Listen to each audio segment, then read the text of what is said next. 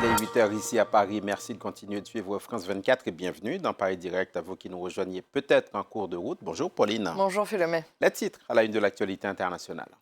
Le ministre de l'Intérieur français ne rencontrera pas dimanche son homologue britannique. Gérald Darmanin a annulé la visite, une réponse aux propositions de Boris Johnson pour lutter contre les traversées illégales de migrants. Il proposait notamment de renvoyer en France tous les migrants qui arrivent en Angleterre via la Manche.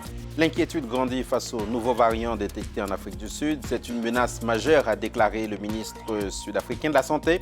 Ce variant est présenté comme potentiellement très contagieux et aux mutations multiples. L'OMS se réunit aujourd'hui pour déterminer sa dangerosité. L'alliance entre la France et l'Italie sera-t-elle un nouveau moteur pour l'Union européenne? Emmanuel Macron et Mario Draghi signent ce matin un traité de coopération bilatérale, l'occasion pour les deux pays de sceller une bonne fois pour toutes leur rapprochement. Après le développement de ce titre, vers 8 h 15, nous recevrons notre invité, l'historien Pascal Blanchard, co-auteur avec Adrien Dubuc et Yvan Gasto d'un atlas des immigrations en France. Il viendra notamment nous dire comment ces questions d'immigration ont évolué en France et sur les décennies et quelle devrait être leur juste place dans les débats de société. Voilà pour le menu. Tout de suite le journal.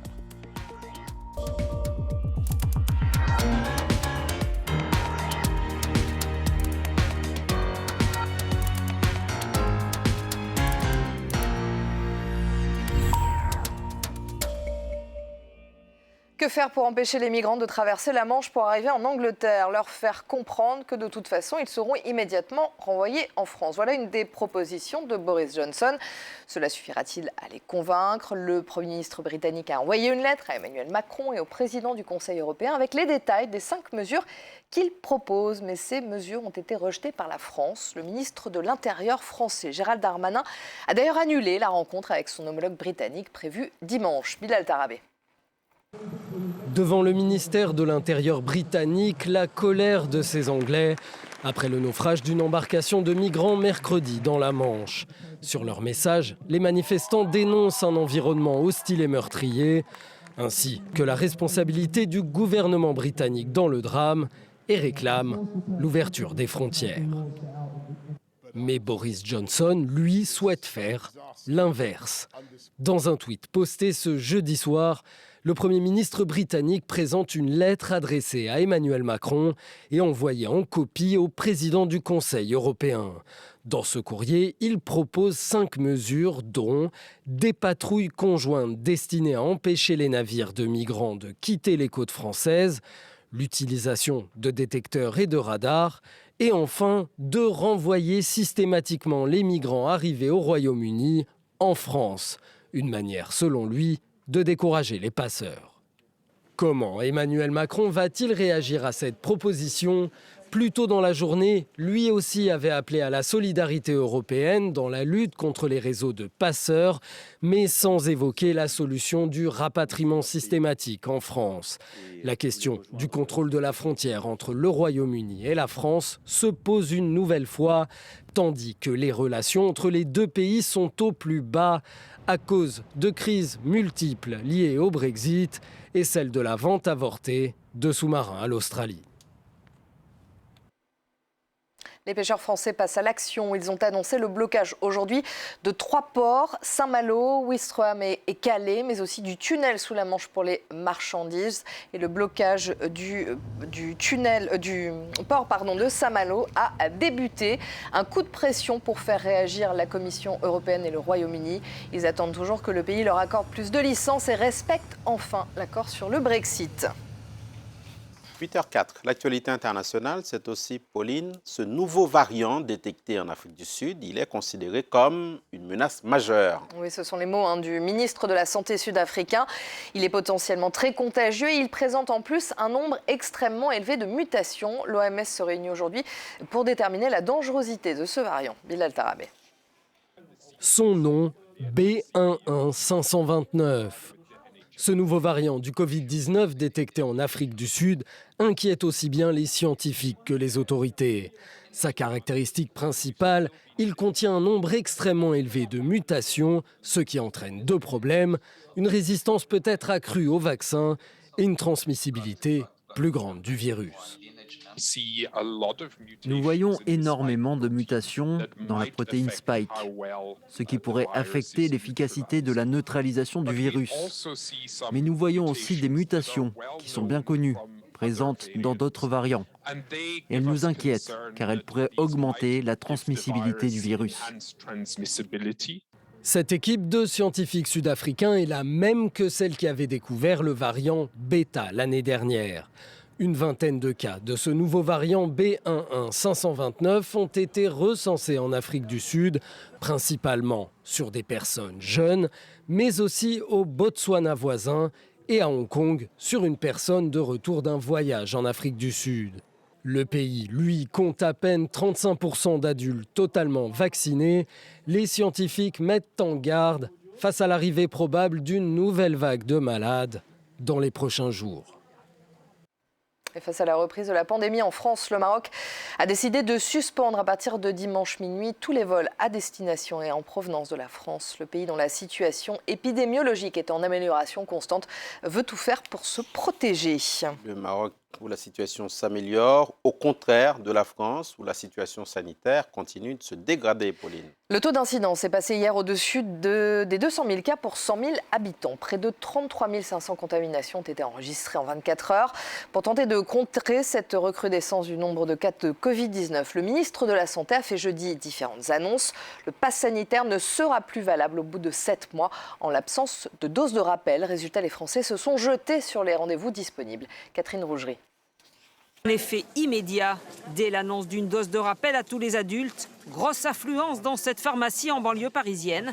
Certains clients ont même reçu cet après-midi leur rappel de vaccination. J'avais plus de 5 mois depuis la deuxième dose, donc je me suis dit dès que je suis éligible, j'y vais. Moi j'ai moins de 40 ans, donc il va falloir y passer. C'est ce qui va nous permettre de sortir de ça. Ici, depuis quelques jours, la demande pour la vaccination monte en flèche.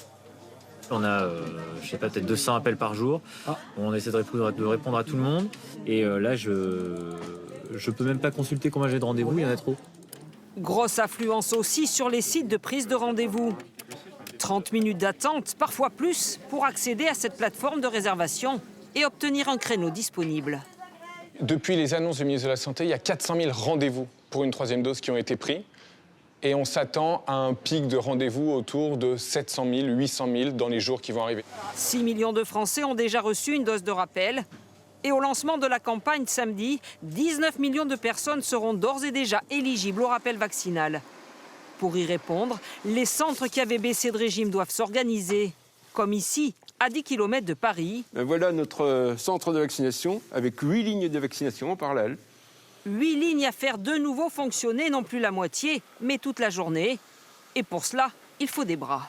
Il va falloir retrouver des vacataires, retrouver des médecins, faire appel à peut-être à des étudiants. On a eu beaucoup d'étudiants, effectivement des étudiants en médecine qui ont travaillé à ce moment-là. Ils sont certainement encore volontaires.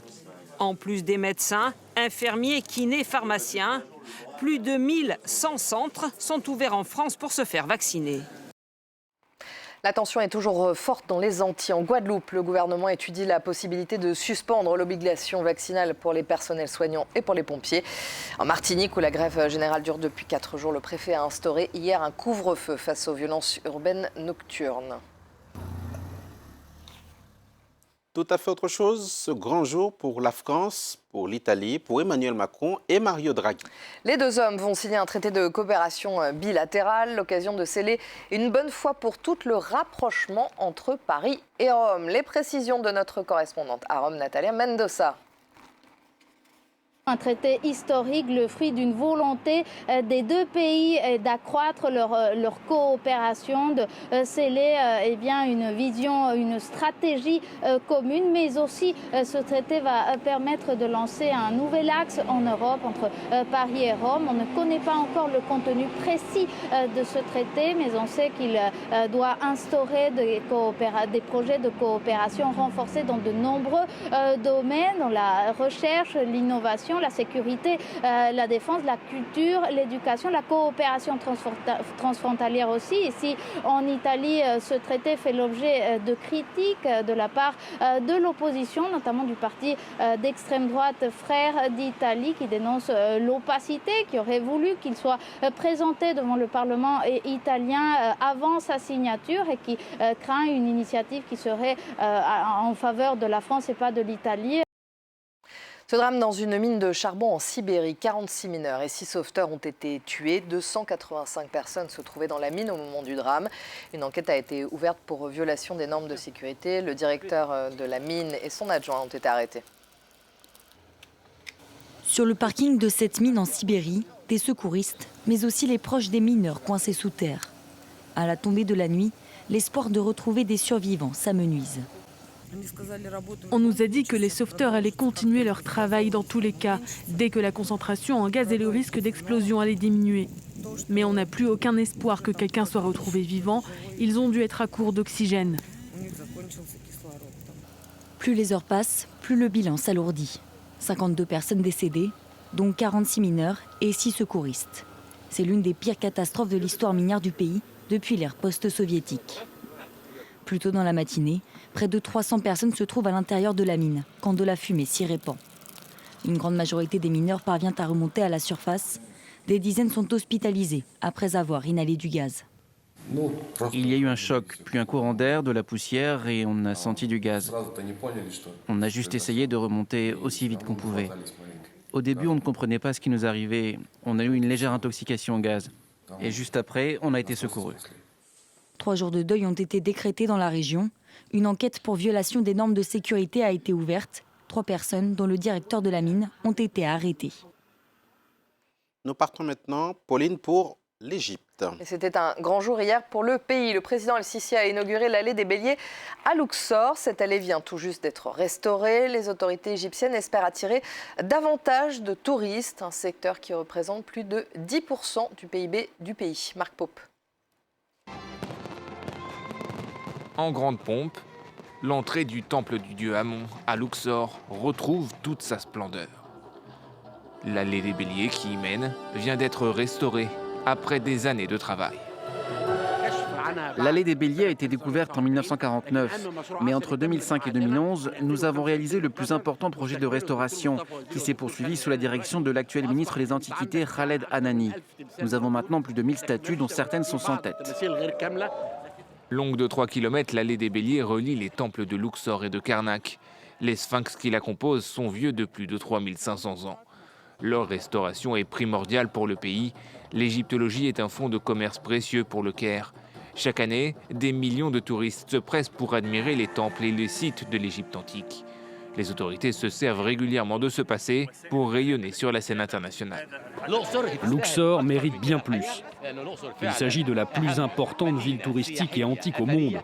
C'est la Mecque des touristes du monde.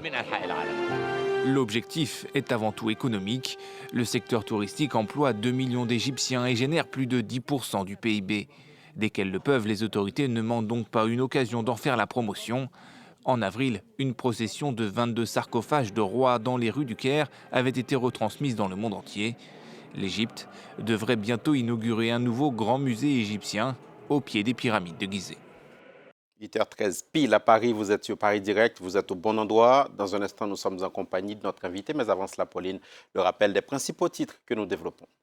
Le ministre de l'Intérieur français ne rencontrera pas dimanche son homologue britannique. Gérald Darmanin a annulé la visite. Il se dit déçu par les propositions faites par Boris Johnson pour lutter contre les traversées illégales de migrants. Il suggérait notamment de renvoyer en France tous les migrants qui arrivent en Angleterre via la Manche. L'inquiétude grandit face aux nouveaux variants détectés en Afrique du Sud. C'est une menace majeure, a déclaré le ministre de la Santé sud-africain. Ce variant est présenté comme potentiellement très contagieux, aux mutations multiples. L'OMS se réunit aujourd'hui pour déterminer sa dangerosité.